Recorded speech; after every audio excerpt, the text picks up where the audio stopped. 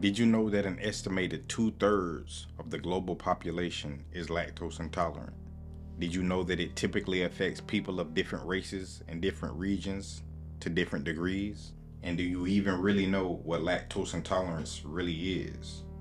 Well, if not, then stick around for the full video where I address these questions and cover a few facts about dairy and the condition of lactose intolerance.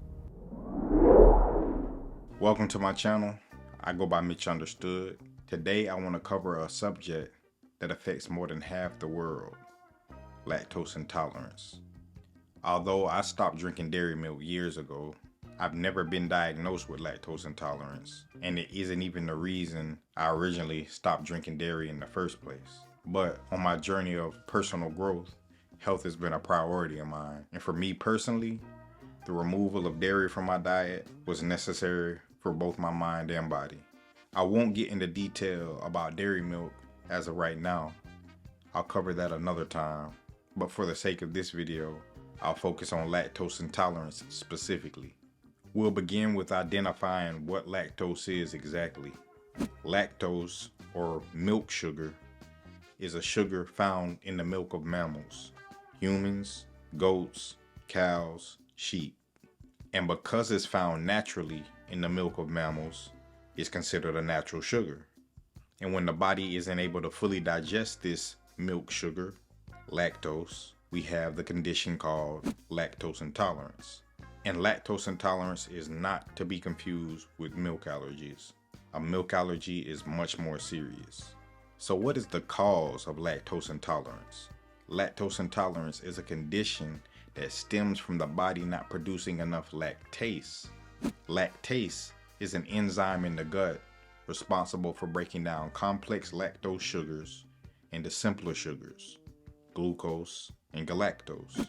So to simplify it, lactase is needed to break down lactose for easier absorption by the body. So when the lactase is too low, undigested lactose sits in the gut and gets broken down by bacteria. This causes some uncomfortable symptoms after eating or drinking dairy products. These symptoms include abdominal bloating, cramps, diarrhea, gas, and nausea. Some longer lasting but less common symptoms are eczema, headaches, and joint pain. And you can start to feel these symptoms anywhere from a few minutes to a few hours after consuming dairy products. Now, what are some of those products? The main foods containing lactose are milk, butter, cheese, cream, yogurt, and ice cream. But not all milk products contain the same amount of lactose. Milk, ice cream, and yogurt contain higher amounts, while hard cheeses have less lactose due to the aging process and the removal of whey, one of the proteins inside dairy milk.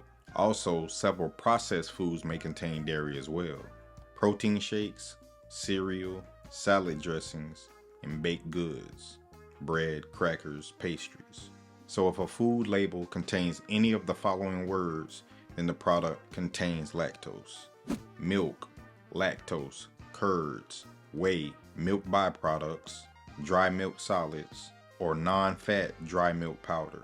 Interestingly enough, we produce more lactase as infants, primarily because this is the breastfeeding stage and the lactose provided through the breast milk is vital for our development. Because of this, most infants and young children are less likely to be lactose intolerant. But after this stage, lactase production slows down and continues to decline as we age. Because of this decrease in lactase production, lactose intolerance can develop later in an older child all the way through to an older adult. Because lactase production is determined by our DNA, the prevalence of lactose intolerance varies from individual to individual, but is largely similar when looking within different ethnic groups. Lactose intolerance is most common in people of African, Asian, Hispanic, and American Indian descent. People of Northern European descent tend to not be affected much or at all by consuming dairy products. This is likely because their ancestors came from places where dairy herding was more common, which likely led to the development and the passing on of gene mutations that maintain lactase into adulthood. So basically, they develop the ability to be able to digest milk. So as you can see, if you're of Asian or African descent, it's almost a guarantee that you'll have issues digesting dairy, while most of those with European heritage may never have any issues.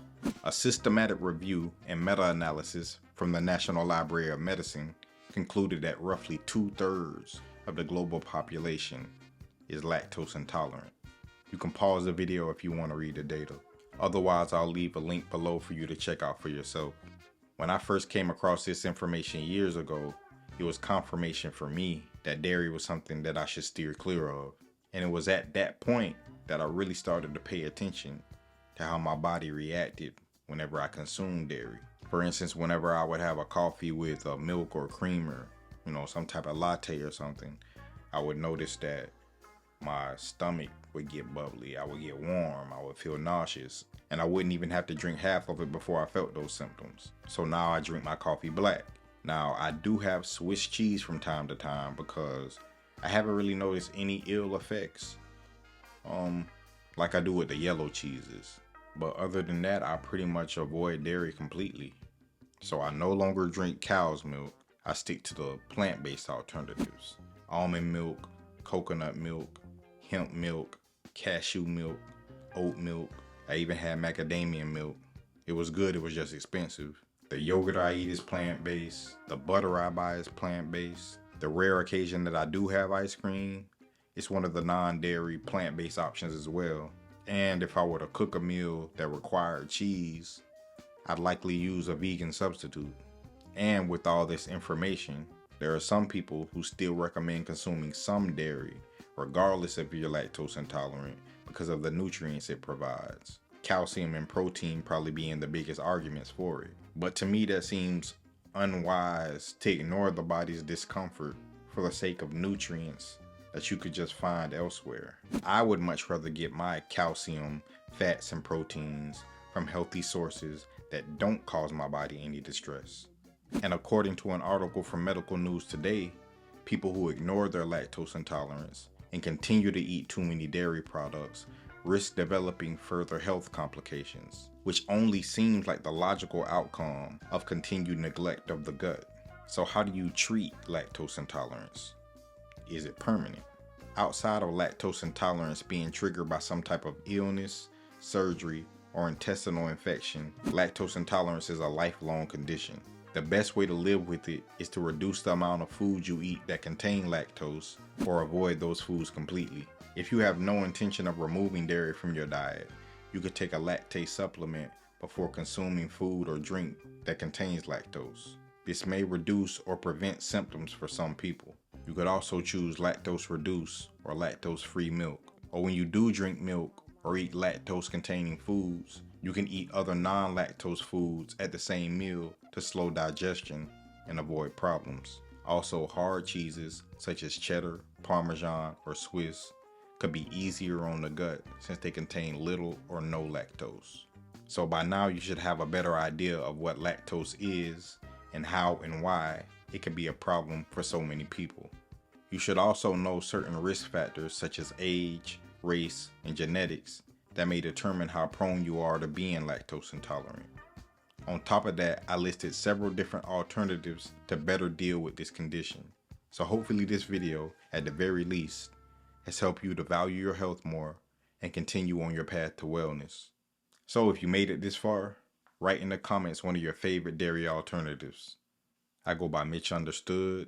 Like, subscribe, and keep growing. Thanks for watching.